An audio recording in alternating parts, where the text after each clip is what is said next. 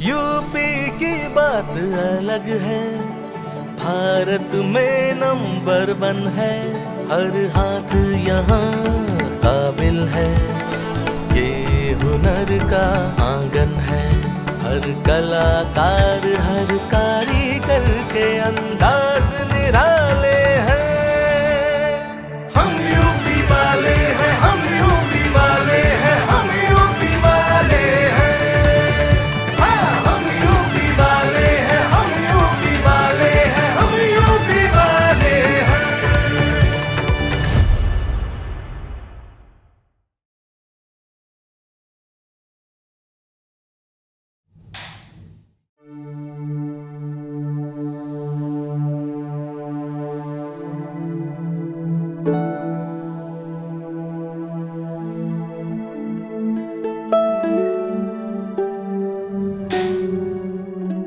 दोस्तों, मेरा नाम है नीलेश मिश्रा। कहानियां सुनाता हूं और ये कहानियां हैं रंगों की, मेहनत की, हुनर की, कलाकारों की, कारीगरों की, उन लोगों की जिनके कारण हम गर्व से कह पाते हैं कि हम यूपी वाले हैं।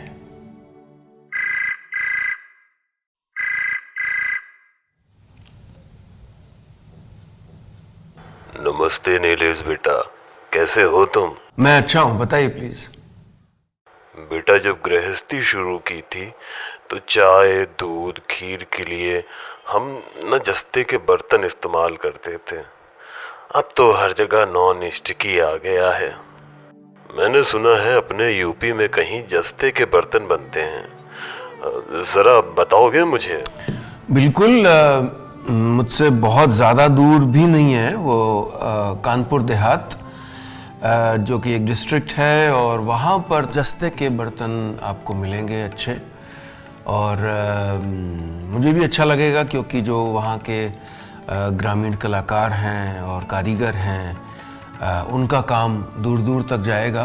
तो बचा के रखा है उन्होंने बहुत सी इस संस्कृति से जुड़ी, इस परंपरा से जुड़ी चीज़ों को। तो आप ज़रूर एक्सप्लोर करिए कानपुर देहात के जस्ते के बर्तन। भारत की माँओं के पास कई खजाने होते हैं। चावल के डब्बे में रखे हुए पैसे या रसोई में सबसे ऊंचे खाने में रखे हुए क्रीम बिस्किट। लेकिन एक खजाना बेहद खास होता है जो वो कभी नहीं भूलती, चाहे वो पड़ोसी के घर प्रसाद लाने के लिए दिया हुआ भगोना हो या किराएदार को दिया हुआ कुकर। खाना पकाने के लिए हमें स्टील या नॉनस्टिक के बर्तनों का इतना मोह नहीं रहा। वहां तो जादू करते हैं सिर्फ जस्ते के बर्तन, जिसे बनाता है उत्तर प्रदेश का एक जनपद कानपुर देहात।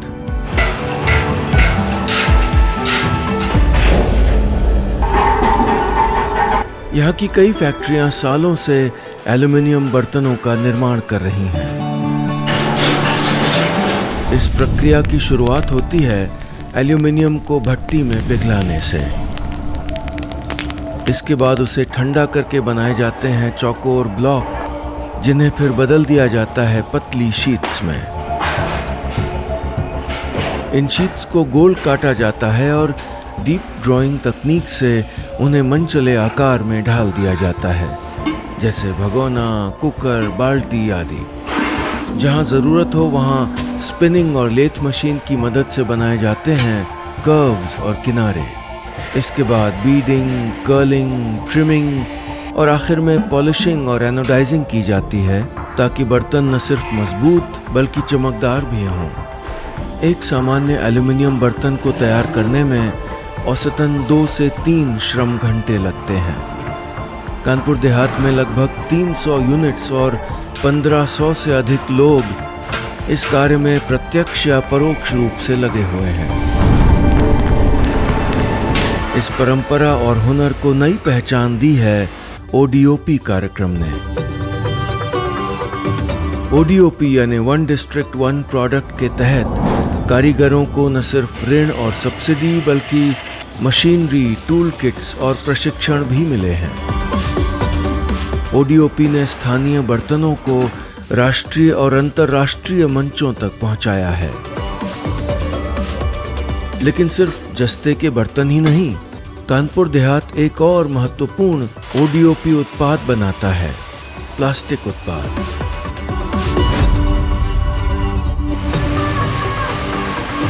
आपके घर में चिप्स का पैकेट हो, रंगीन मग हो या बाल्टी, बहुत संभव है कि वो कानपुर देहात की देन हो। यहाँ की कई एमएसएमई इकाइयाँ प्लास्टिक इंजेक्शन मोल्डिंग से उच्च गुणवत्ता वाले उत्पाद बनाती हैं जो पूरे भारत में भेजे जाते हैं। तो अगली बार जब मोहल्ले में जगराता हो या हलवा या मिठाई बनाने के लिए किसी के घर से दो लोग कोई भारी सा भगोना लेके आएं, तो समझ लीजिएगा कि ये टिकाऊ मजबूत जस्ते का बर्तन आपके मोहल्ले में आया है कानपुर देहात से। यूपी के कलाकारों कारीगरों की बात ही कुछ और है।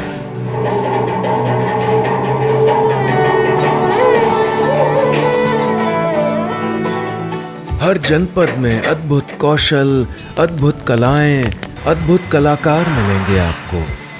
तभी तो मैं कहता हूं कि हम यूपी वाले हैं।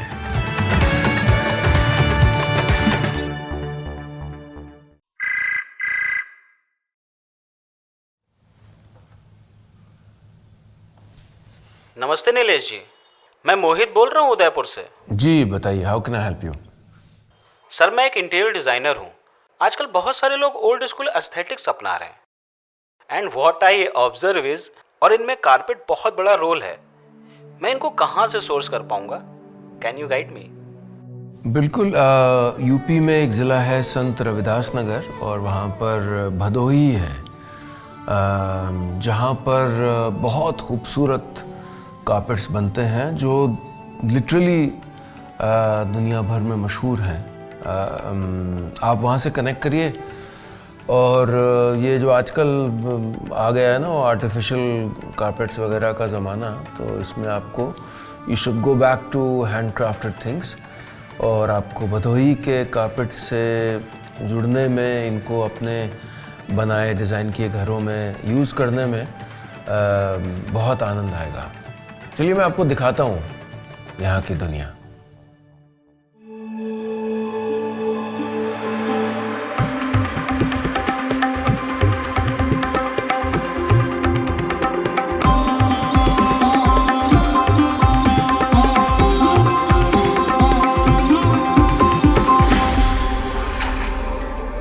बचपन में जब परियों की, जिन्न और जादू की कहानियां सुनते थे हम, तब कई बार ख्वाहिश हुई ना जादुई कालीन पर सवारी करने की। रेगिस्तान से लेकर पहाड़ों तक जहां मन चाहे ले जाती थी आपको ये कालीन, उड़ाकर एक नई दुनिया में। उड़ने वाली नहीं तो क्या हुआ, जादुई कालीनें आज भी बनती हैं। आपको दौड़ने भागने वाली दुनिया से सुकून और इत्मीनान के देश ले जाने वाली बेहद नायाब और सुंदर कालीनें बनती हैं उत्तर प्रदेश के संत रविदास नगर में।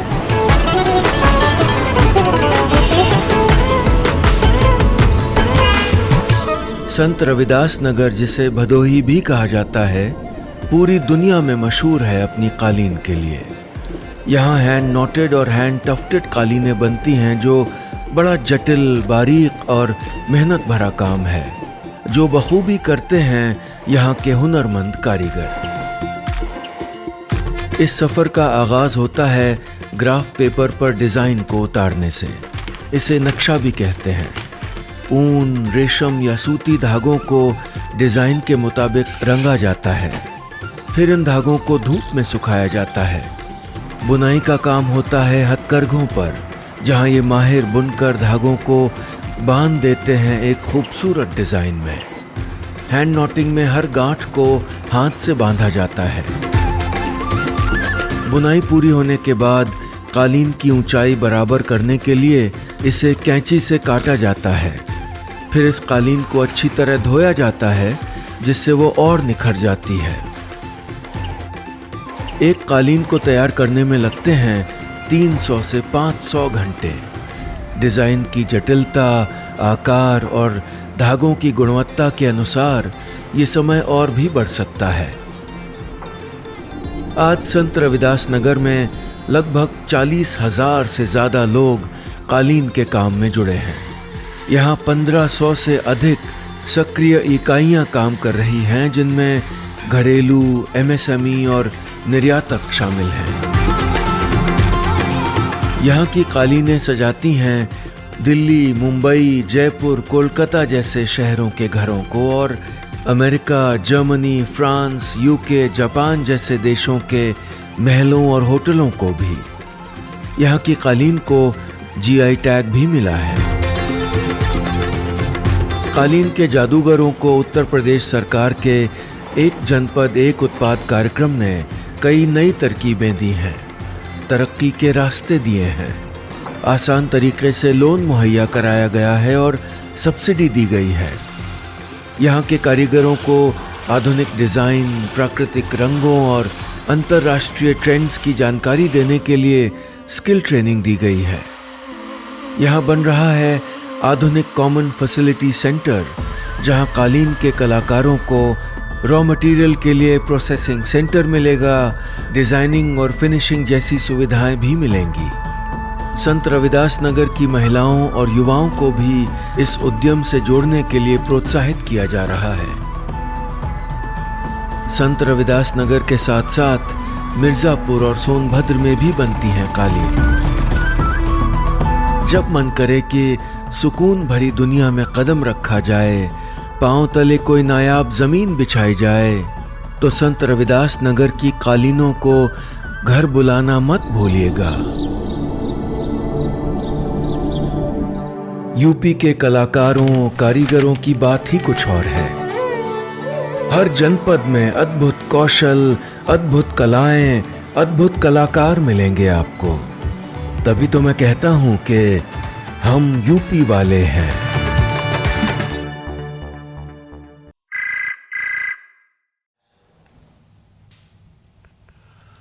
हेलो। हेलो, नीलेश मिश्रा जी से बात हो रही है? जी जी बताइए। नमस्ते सर, मेरा नाम चंद्रशेखर है। मैं तमिलनाडु से बोल रहा हूँ। हाँ हाँ। सर, मेरे कपड़े की 2 दुकान ओपन हो रही हैं। मुझे कहीं से होलसेल में माल खरीदना था। आपके यूपी में कहीं बहुत अच्छा प्रोडक्शन होता है इसका, ज़रा हेल्प करो ना सर। जी बिल्कुल, आप कुछ नया ट्राई करना चाह रहे हैं, इसके लिए आपको बधाइयाँ और शुभकामनाएं। और उत्तर प्रदेश का अंबेडकर नगर ज़िला है, वहाँ पर टेक्सटाइल का उद्योग पनप रहा है और तेज़ी से बढ़ रहा है। आप वहाँ पर ट्रेडर्स के साथ जुड़िए और मुझे लगता है कि आप दोनों का इसमें लाभ होगा और एक नयापन भी आएगा आपके प्रोडक्ट्स में और एक यूपी से कनेक्शन भी बनेगा आपका।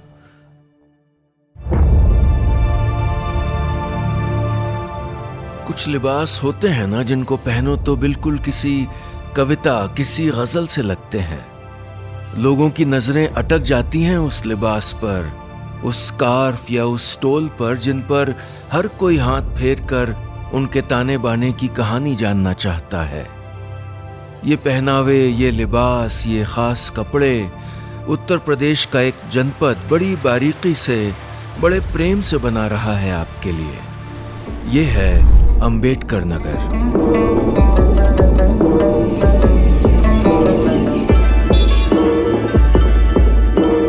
अंबेडकर नगर है उत्तर प्रदेश का एक मुख्य टेक्सटाइल हब। यहाँ का कपड़ा उद्योग पावरलूम पर आधारित है। स्कार्फ और स्टोल्स, टेरिकॉट, गमछा, लुंगी, सब कुछ बनता है यहीं। यहाँ के चौकोर बड़े बड़े रुमाल तो अरब देशों के लोगों में फैशन में इजाफा कर रहे हैं। धागों के विशाल बंडल से शुरू होती है ये यात्रा। उन्हें छोटे बंडलों में बांटा जाता है और फिर पावरलूम पर लोड किया जाता है और फिर शुरू होती है ताने बाने की जादूगरी। डिजाइन हाथ से बने मोटे कागज या डिजिटल पैनल से लूम में फीड होते हैं। एक साधारण धागा एक उत्कृष्ट कपड़े में बदल जाता है। एक प्रोडक्ट को तैयार करने में औसतन 4 से 6 घंटे लगते हैं, कभी कभी पूरा दिन भी। उत्तर प्रदेश सरकार के एक जनपद एक उत्पाद कार्यक्रम के कारण आज अंबेडकर नगर सिर्फ परंपरा का प्रतीक नहीं, आधुनिक तकनीक का केंद्र भी है। ओडीओपी के तहत यहाँ बना है कॉमन फैसिलिटी सेंटर या CFC, जिसने बुनकरों के लिए उम्मीदों के कई सारे नए रास्ते खोल दिए हैं। यहाँ है रॉ मटेरियल्स बैंक, ताकि कारीगरों को धागे की कमी महसूस ना हो। आधुनिक तकनीक वाले ऑटोमेटिक शटल लूम्स हैं, जिनके कारण ज्यादा उत्पादन हो रहा है और वो भी काफी कम समय में। यहाँ रैपिंग एंड कैलेंडर मशीन कपड़ों को बेहतरीन फिनिशिंग देती हैं और डिजिटल डिजाइनिंग स्टेशन, जहाँ डिजाइन कंप्यूटर पर बनकर मशीन तक पहुंचता है। नए उद्यमियों के लिए यहाँ मार्गदर्शन, प्रशिक्षण और तकनीकी सहायता भी मिलती है। अंबेडकर नगर के साथ साथ बाराबंकी, हरदोई, इटावा, मऊ, झांसी, कानपुर और गौतम बुद्ध नगर में भी बनते हैं बेहतरीन वस्त्र उत्पाद। ओडीओपी कार्यक्रम के आने से अंबेडकर नगर के 40,000 से अधिक कारीगरों को रोजगार मिला है। उनकी कला को अब नया बाजार, नया मंच और नई पहचान मिल रही है। अब जब अलमारी में आपका वो लिबास, वो कपड़ा ना मिले जो आपको कहानी सुनाता है, आपकी कविता बन जाता है, तो अपना रुख मोड़िए अंबेडकर नगर की ओर। यूपी के कलाकारों, कारीगरों की बात ही कुछ और है। हर जनपद में अद्भुत कौशल, अद्भुत कलाएं, अद्भुत कलाकार मिलेंगे आपको। तभी तो मैं कहता हूं कि हम यूपी वाले हैं।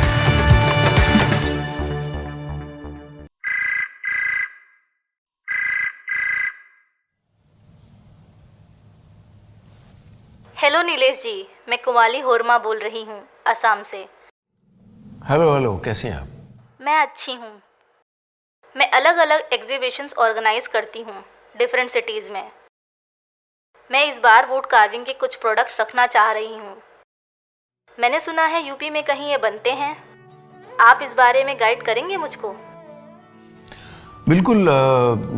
सहारनपुर एक बहुत बड़ी ब्रांड है, समझिए, वुड कार्विंग में, और वहाँ पर पीढ़ियों से काम होता आया है, I think maybe centuries.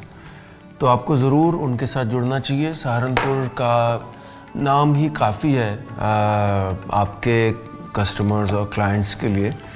तो आपकी जो एग्जीबिशंस होती हैं उसमें और बहुत से लोग नए जुड़ेंगे, और ये जो पार्टनरशिप होगी आपकी और यूपी के कलाकारों और कारीगरों की, उसको देख के हम जैसों को भी बड़ी खुशी होगी।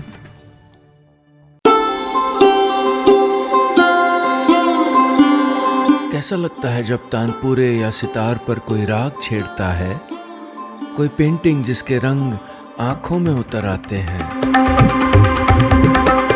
भले ही हम वो राग या वो रंग समझ ना पाएं, लेकिन कला हमेशा आपके हमारे दिल में सुकून बोती है, शांति देती है।